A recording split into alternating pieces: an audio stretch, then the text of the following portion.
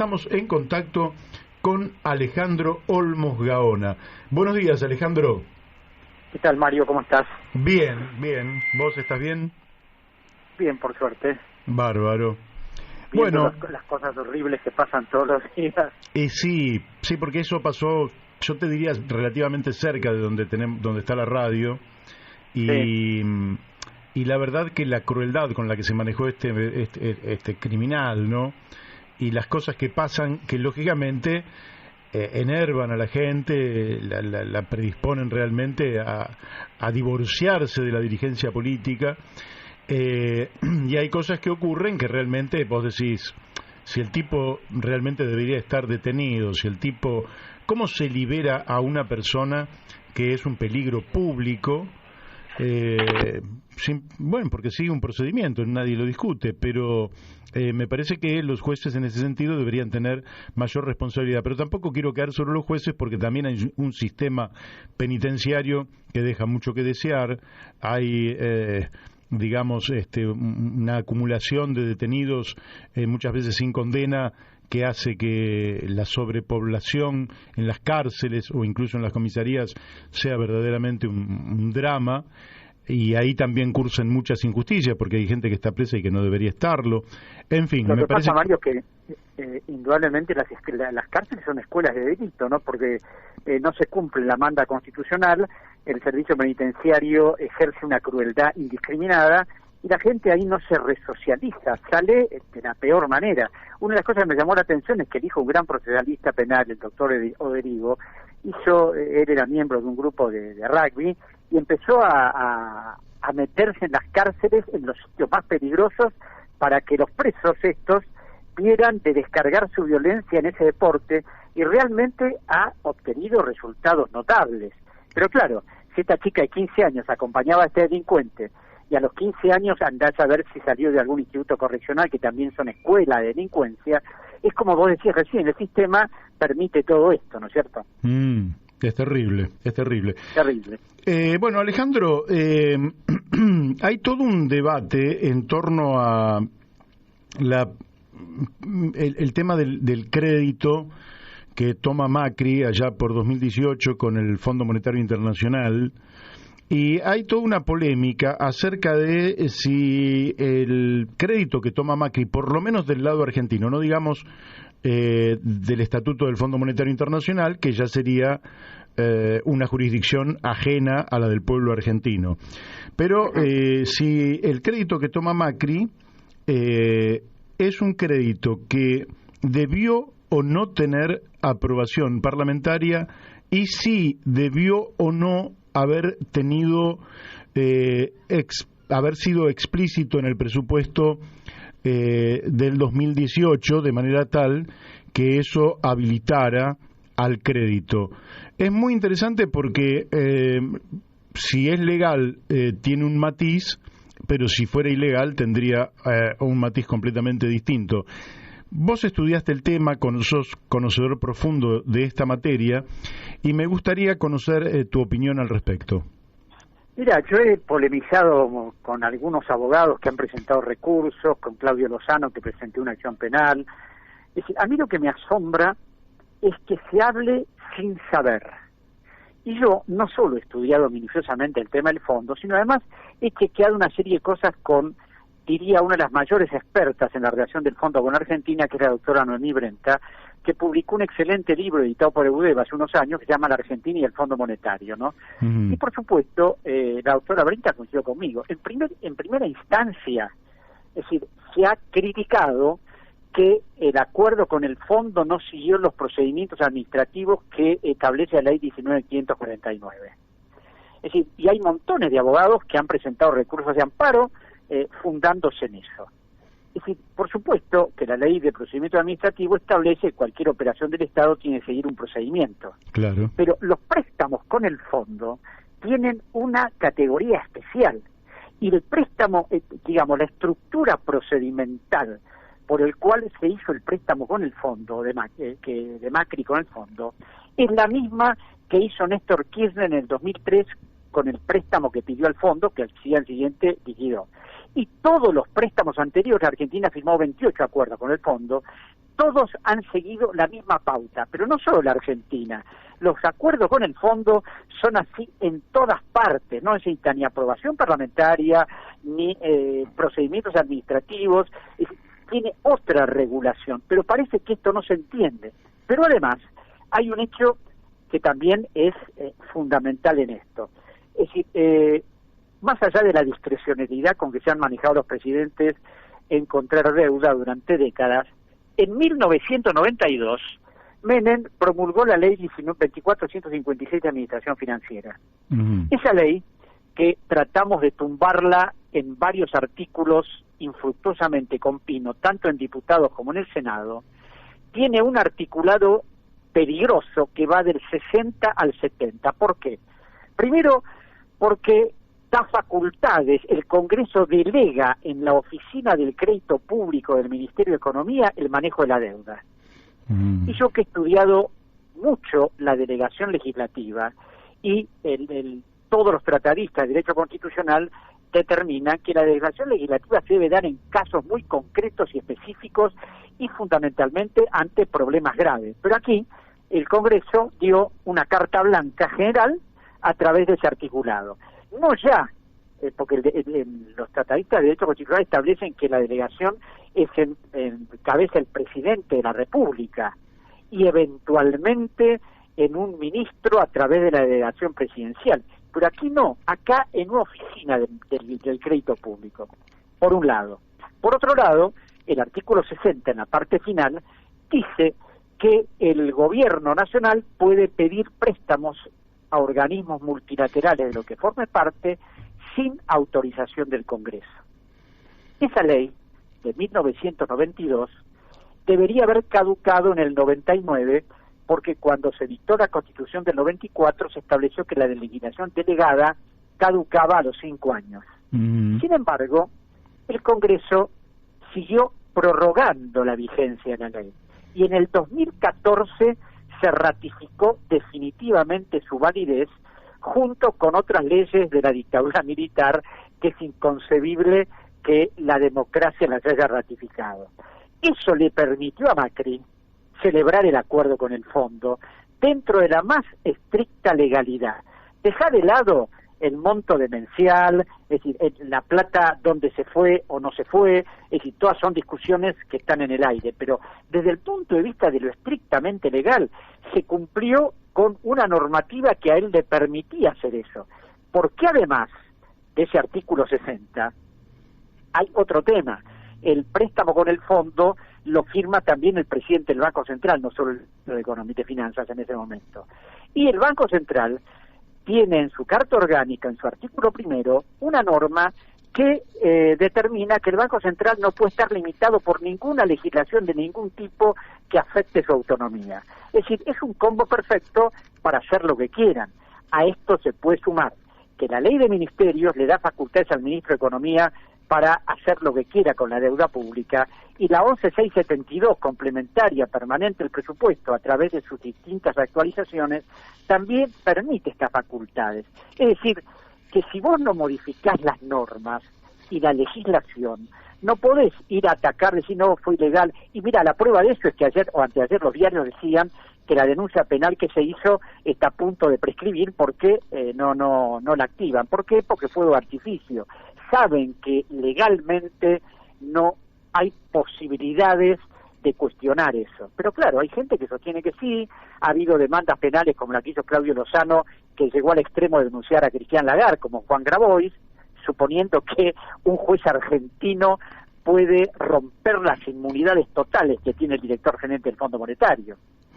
Sí, claro. Esta es la realidad, aunque no nos guste. Ahora, yendo al Fondo Monetario, acá hay otra realidad, y por supuesto hay una responsabilidad política del presidente Macri, de su ministro Duhovne, porque ellos sabían que no iban a poder pagar. ¿Y por qué sabían? Primero, el fondo en sus informes previos a ese préstamo hablaba de la difícil situación argentina, que había algunos índices que estaban mejorando, pero que la Argentina tenía muchos problemas. Y en el 2017, en el mes de junio, cuando el amigo Caputo emite el famoso bono a 100 años, en el documento por el que emite ese bono dirigido a la comunidad financiera que supuestamente lo iba a comprar y lo compró en 24 horas, ahí decía los graves problemas que iba a enfrentar la economía argentina, las grandes movilizaciones que iba a haber y que iban a dificultar un montón de cosas, y el broche de oro de ese documento dice, la Argentina no va a poder pagar su deuda. Ahora, ¿cómo el fondo le da a un país que le está diciendo no voy a poder pagarte? Claro. Bueno, ahí viene la explicación de la política desbordando los límites de la lógica y de la legislación. Pero Exacto. en principio no podríamos arguir que Macri tomó el crédito desconociendo la ley, porque efectivamente lo hizo en el marco de la ley y en función de facultades que están reconocidas en este orden jurídico. Claro, además, sí. Vos sabés que cuando se hizo el préstamo, un conjunto de legisladores hicieron una petición diciendo que ese préstamo tendría que haber sido discutido en el Congreso. Esos legisladores que hicieron esa presentación fueron los mismos que validaron la ley que le permitió a Macri tomar el préstamo. Claro.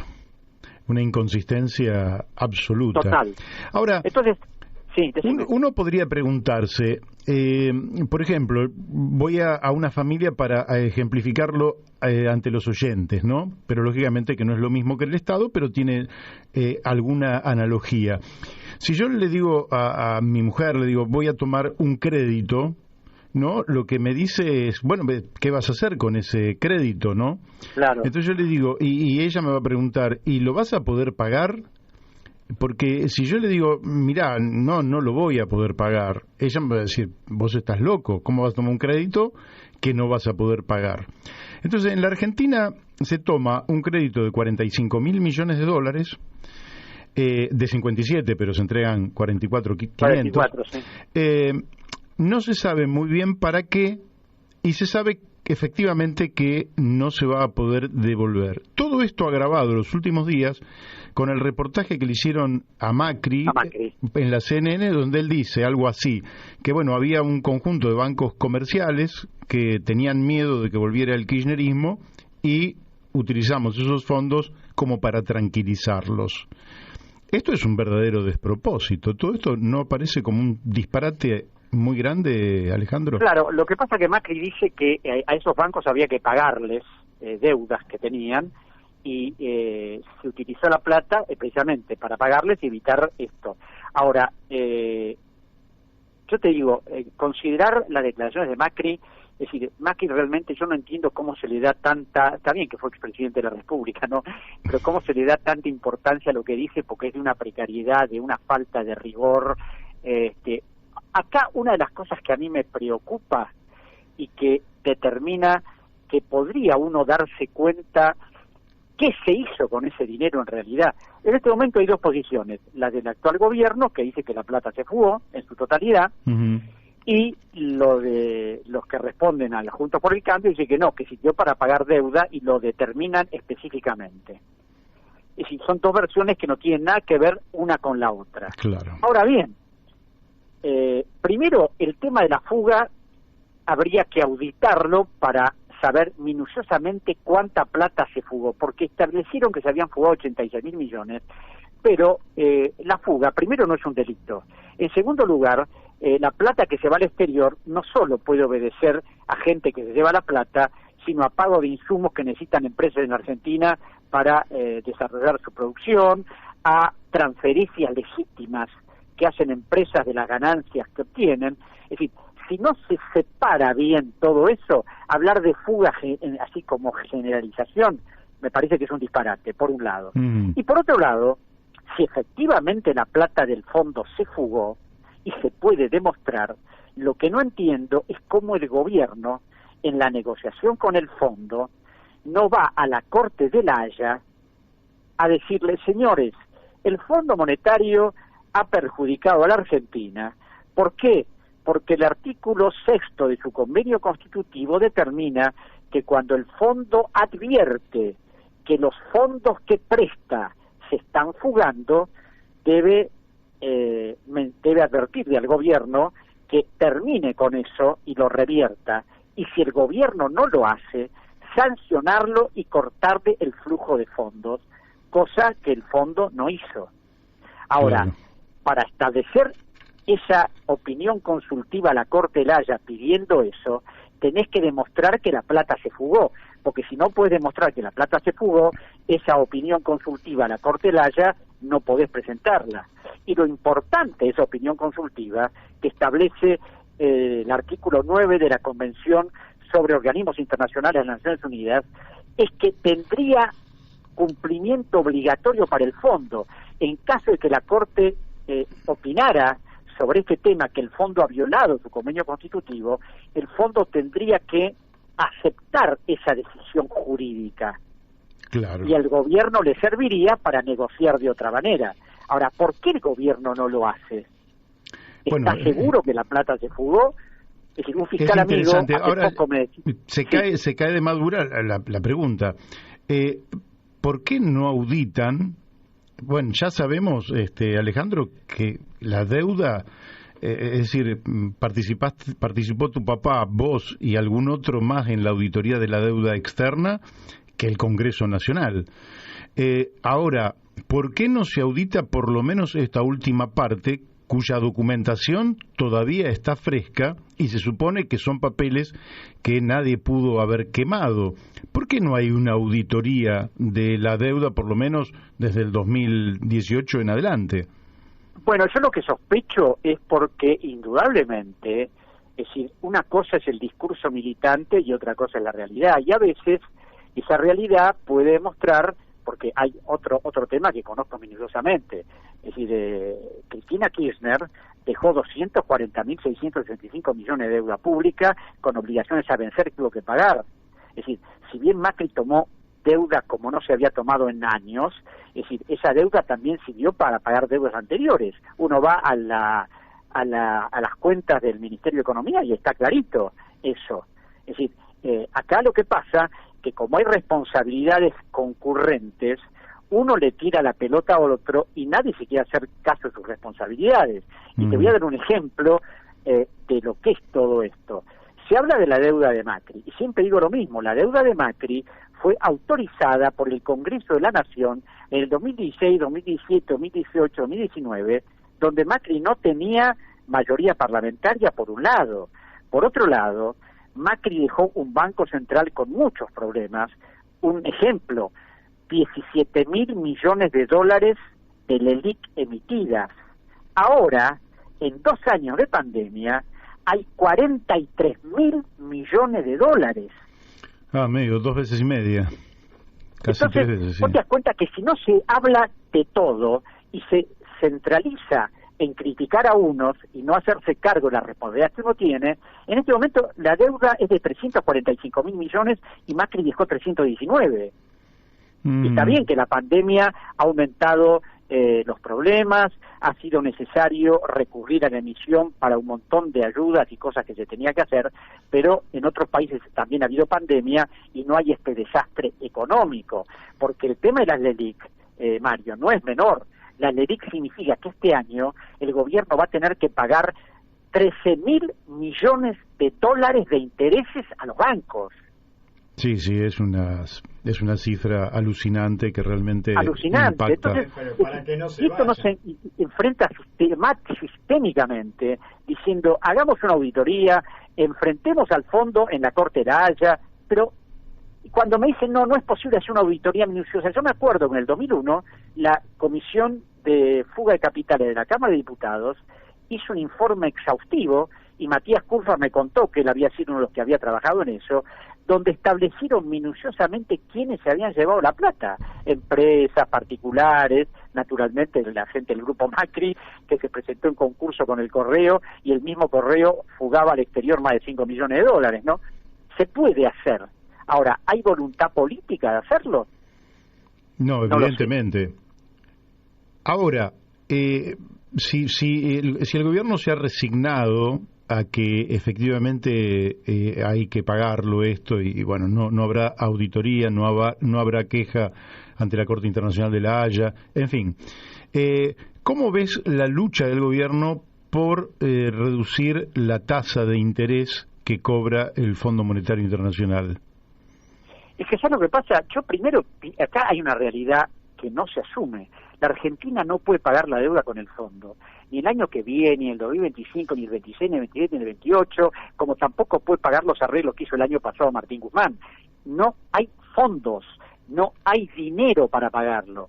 Cuando se hizo el arreglo el año pasado, el representante Moody, muy claramente, sin perjuicio de lo que es Moody, dijo, en el 2025 va a haber que hacer otro arreglo de la deuda. No hay forma de pagarlo. Y el gobierno pide que se eliminen los sobrecargos o las sobretasas, ¿no es cierto?, que llevaría que el préstamo del fondo significa un costo de alrededor de 1.200 millones de dólares anuales de intereses. Indudablemente, no sé si el gobierno lo va a conseguir, está en discusión porque hay que ver si en diciembre los países que integran y que manejan la cosa deciden suprimirlo o no. Yo no lo creo, y no lo creo porque yo no sé si te acordás que cuando el grave problema que tuvo Grecia, sí, en ese momento el fondo fue implacable, y una de las personas más implacables fue Angela Merkel, que era la canciller alemana, y que por supuesto Alemania no tuvo piedad con los griegos, y tampoco va a tener piedad con los argentinos, por eso se hizo la distraída el otro día, y no le dio la menor importancia a Alberto Fernández, ¿no? Porque ellos, que son los que manejan el fondo, Alemania, Japón, Gran Bretaña, y fundamentalmente Estados Unidos, es decir, saben que los intereses de ellos están por encima de todo, y que las formas de manejarse siempre son las mismas. El fondo ha vivido dañando a la Argentina y a otros países, pero tiene todas las coberturas legales que le da el sistema internacional. Entonces, por eso hace las cosas que hace, por eso a lo mejor no sé si los sobrecargas o las sobretasas las eliminará o no. Ahora, yo te pregunto, las elimina, nos ahorramos 1.200 millones de dólares, pero a los bancos que están en la Argentina, por LELIQ le estamos pagando 13.000 millones por año. ¿Es una incongruencia o no? Total, una incongruencia total. Sigue ganando. Pero claro, de eso no se habla. Sí, Argentina sigue siendo consumida por el sector financiero y su economía real es debilitada permanentemente por su sector financiero. Y la verdad es que la dirigencia política se llena la boca con el trabajo, con esto, con aquello, pero no cambia las reglas de juego y continuamos con la ley de entidades financieras de la dictadura. En fin, realmente es un armado. ¿Vos creés que esta dirigencia política puede desandar el nudo tremendo? Porque nosotros estamos frente a un nudo gordiano. Bastaría ver el tema del dólar. Si a alguien le preguntan el valor del dólar, yo estuve, por ejemplo, esta semana en Colón, el fin de semana en Colón, provincia de Buenos Aires, muy vinculada al sector agropecuario. Para ellos el dólar es el dólar oficial menos retenciones. Quiere decir que algo así como 105 menos las retenciones le da un dólar de 70 y pico de pesos. Después está, lógicamente, el dólar oficial, después está el dólar blue, el dólar contado con liqui. Esto es una verdadera madeja que es absolutamente inmanejable un país con semejante dislate. ¿A vos te parece que se puede reordenar en un tiempo razonable todo este conjunto de desequilibrios y de enriedos, incluso financieros, económicos, legislativos, en los que estamos? ¿Te parece que hay un tiempo prudencial en el cual se puede salir de este caos? Yo creo que se podría, pero discúlpame, seguramente te va a asombrar, ¿no? Pero con la actual dirigencia política no. ¿Por qué? Porque la actual dirigencia política es la misma que estuvo hace 2, 3, 5, 8, 9 años, y con la que conviví cuando fui asesor de Pino en Diputados y en el Senado de la Nación. Y con Pino no solo presentamos una reforma de la Ley de Administración Financiera, sino yo redacté una ley total de entidades financieras, otra inversiones extranjeras, leyes claves para evitar la fuga, para modificar todo el sistema financiero. Nunca quisieron, no ya tratarlas en el plenario, sino en comisiones. Jamás mandaron esas normas a comisiones para que se discutiera. Entonces, esas personas que son las que hoy siguen estando, ¿cómo van a revertir esto si tienen una serie de normas legales que dentro de las que están metidos y que no han querido cambiar. Entonces va a ser muy difícil. Yo te doy el ejemplo. Correa hizo cosas muy distintas en Ecuador. ¿Por qué lo hizo? Porque Correa asumió el poder solo. No tenía diputados ni senadores que lo condicionaran, y a través de una serie de decretos puso en marcha la auditoría de la deuda, hizo una serie de transformaciones en el principio realmente importantes. Si hubiera estado condicionado por la dirigencia política que tenía, no hubiera podido hacer nada. Entonces acá hay dirigentes políticos que tienen otra visión, hay otros que discuten otras cosas, pero claro, son grupos minoritarios, es decir, grupos minoritarios que no tienen de alguna manera incidencia. Yo que estoy actuando en este momento en algunos grupos donde discutimos gente de diversas tendencias, me doy cuenta que sí hay posibilidades, pero como en este momento tenemos por un lado al actual gobierno y por el otro lado una oposición que, Dios santo, mejor ni hablar, no tienen propuestas, dicen que hay que pagarle a todo el mundo, es decir, no veo salida dentro de ese esquema. Y la izquierda, más allá de que tengan buenas intenciones, dicen, y rompamos todo, no le paguemos al fondo, como si esto fuera tan fácil, ¿no? Y tenemos gente como Massa, que a veces es gobierno, a veces es oposición. Por eso, es decir, es muy difícil porque nadie quiere hacerse cargo de sus responsabilidades. Yo no quiero ocuparte el tiempo, pero ¿cómo es posible que habiendo terminado la dictadura en 1983, hoy tengamos leyes fundamentales firmadas por Videla y Martínez de Hoz que siguen regulando todo el sistema financiero, el sistema bancario, las inversiones extranjeras, permitiendo que el gobierno nacional pueda vender bienes privados del Estado sin autorización del Congreso? Bueno, sí, es así, tal cual decís, y realmente es tan desolador el panorama que a uno le entran dudas. Ahora, lógicamente que estas situaciones terminan, es la última que te hago, ¿no? Sí. Resolviéndose por crisis, ¿verdad? Y la Argentina viene incubando muchas crisis, porque en la Argentina incuba una crisis de deuda, una crisis financiera, una crisis fiscal, indudablemente, una crisis social, lo que decíamos al principio del programa, una crisis de inseguridad, etcétera. ¿Crees que la irrupción de alguna de estas crisis puede generar las condiciones para un cambio efectivo a partir del cual la Argentina se ponga realmente de pie? Quiere decir ponerse de pie, ¿qué digo? Volver a valorar el trabajo, volver a valorar la inversión, volver a valorar la producción, volver a la economía real, dejar el parasitismo de lado en cualquiera de sus formas, adentro y afuera del Estado. ¿Crees que la irrupción de alguna de estas crisis puede crear las condiciones para ese cambio? Y quizás sí. Es como que cuando llegas a una situación terminal, decís, o salgo o me hundo definitivamente.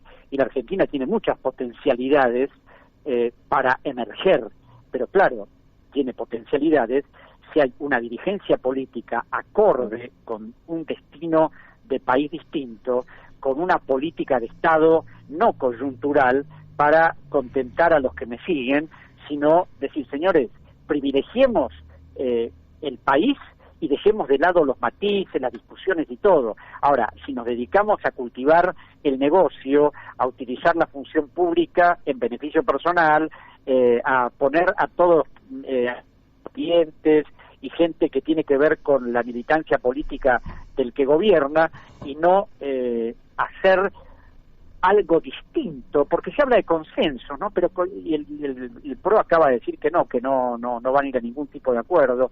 Y bueno, esa es una actitud disparatada también, pero claro, es decir, uno tiene que tener consenso sobre reglas claras y como vos decías, ¿qué vamos a hacer con la producción? ¿Qué vamos a hacer con un montón de cosas que son fundamentales? Pero aquí, lamentablemente, vos te diste cuenta que a veces se discute el chiquitaje, es decir, el almuerzo, la comida de Olivos, es decir, los exabruptos de Fernández, es decir, se critica mucho. Te digo, no veo televisión, porque realmente a veces ver un programa es ver todos los demás, ¿no? me dedico a investigar y a ver las cuentas públicas y ver de qué manera hay algo que se pueda salir, pero yo creo que una crisis terminal, como me estabas diciendo recién, y podría significar una reacción de algunos dirigentes diciendo no, esto se terminó, no se puede seguir así, pero habrá que ver si eso se produce o no. Así es. Bueno, Alejandro, te agradecemos muchísimo la amabilidad que tuviste de disponer de estos minutos para nuestro programa La Brújula.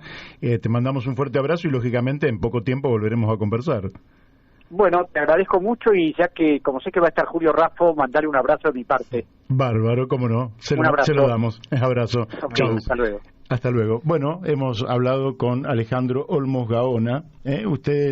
Estamos conversando con un investigador profundo, conocedor desde hace muchos años, que usted lo observa infinitamente más sólido, consistente y conocedor que toda la runfla de economistas payasos que pasan por la televisión. Pero observe que Alejandro Olmos Gaona no tiene un minuto de televisión. El régimen se cuida mucho de que se digan algunas verdades, que son verdades, yo le diría, esas verdades incontrovertibles, es decir, hay cosas que son así y que no son relativas, hay opiniones que son relativas, la opinión siempre relativa, y es más, es conveniente que haya otra opinión para confrontar opiniones, pero las opiniones tienen que sostenerse en datos ciertos. Por ejemplo, si yo voy a discutir ahora con Daniel Pérez, que lo tengo enfrente mío, tenemos que convenir que son las 12:46 del mediodía, que eso es cierto, que el sol está allá arriba, que es de día, que no es de noche. Es decir, hay cosas que tenemos que convenir, porque de lo contrario, lógicamente, se relativiza absolutamente todo. En el caso de la Argentina, los datos que aporta Alejandro Olmos Gaona dan consistencia a la posibilidad de un debate cierto para sacar a la Argentina adelante. Sin embargo, el ocultamiento es de tal magnitud que esto jamás aparece en los grandes programas de televisión, porque pone en cuestión a los propios dueños de los grandes medios de comunicación, que al mismo tiempo son los dueños de los grandes grupos económicos del país, que son lo que Luis Majul en otro tiempo llamaba los dueños de la Argentina, para los cuales Luis Majul trabaja en este momento.